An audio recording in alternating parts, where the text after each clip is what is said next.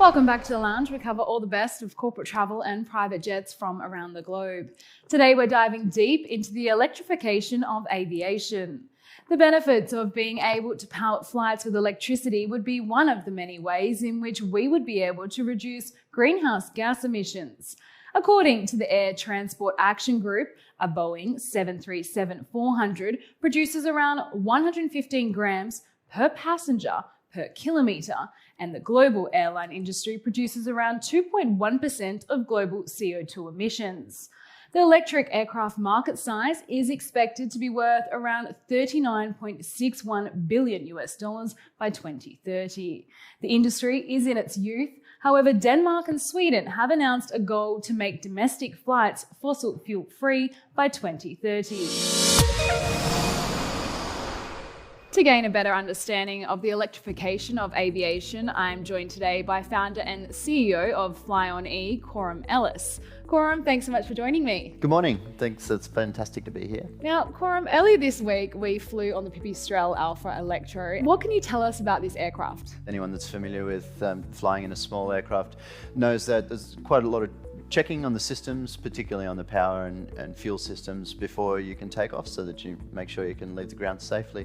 With electric aviation, everything's very simplistic. There's less moving parts, there's less systems working together. So not only does it make a slightly safer aircraft because there's less that can go wrong, but in terms of going flying, everything's quicker and easier. We did our pre-flight check around the airframe the other morning and made sure that the airframe was in order and didn't have any damage. But then internally in the propulsion systems, it's realistically just a matter of turning it on and going flying. We've got very little to check, so we were able to taxi straight on past all the holding points and get in the air a lot sooner. And obviously you don't have to check for fuel and things like that. What is the battery life and I guess range for that? Endurance is modest at the moment. That's the best word for it. This is the first iteration of electric aircraft and the tip of the iceberg. It really is the first aircraft available in the world, commercially available to fly in now. It's only a two-seater, perfectly positioned as a trainer and a recreational aircraft. There's a lot more longer range, higher payload capacity and seat capacity aircraft coming out in just the next couple of years. Maybe this time next year we'll be running a four-seat aircraft similar to this that can do commercial air taxi operations. There's a lot of smart people in the world working very, very hard to make better, lighter weight batteries driven by the EV car industry, which is fantastic. We get to ride the coattails of all that R&D rather than having to invest huge sums of money into that space ourselves. So at this point, we're just concentrating on making our air operations as efficient as possible and building the network and the whole industry, really, the whole marketplace of electric aviation in Australia, while all of those other people that are working very hard on battery technology are coming up with new solutions for us that will increase our range and endurance in the future. What we'll need is a battery energy density, maybe around double of where it is now. To add a battery to an aircraft adds a lot of weight, and when we add weight, we need more energy to lift that extra weight, which takes more batteries, which add more weight. So there's a bit of a physics cap at the moment where we can only get up to maybe a 4 or 6 seat aircraft practically with the current energy density. Based on the trajectory where technology is going, pretty likely that the sweet spot for electric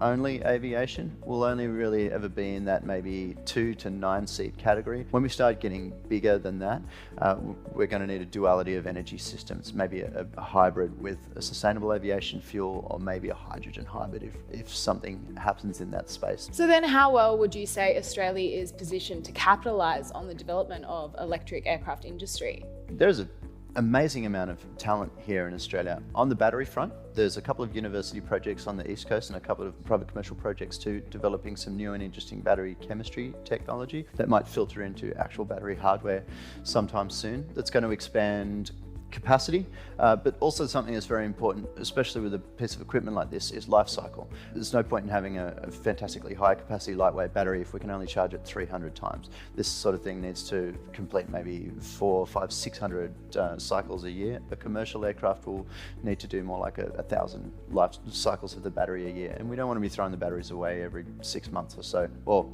recycling the batteries, definitely not throwing them away. Archer, the big eVTOL company in the US, is using Australian chargers built right here in Jandakot with someone that we're partnered with that helps us with our technical development as well. So We've got some high quality export products. I just had a meeting this morning before coming here with the CEO and founder of Kite Magnetics, who are developing a lightweight air-cooled motor for electric aviation to use in eVTOL and fixed wing applications. They're based in Melbourne. We could do a lot with electric aviation in Australia and really become a world leader in the space.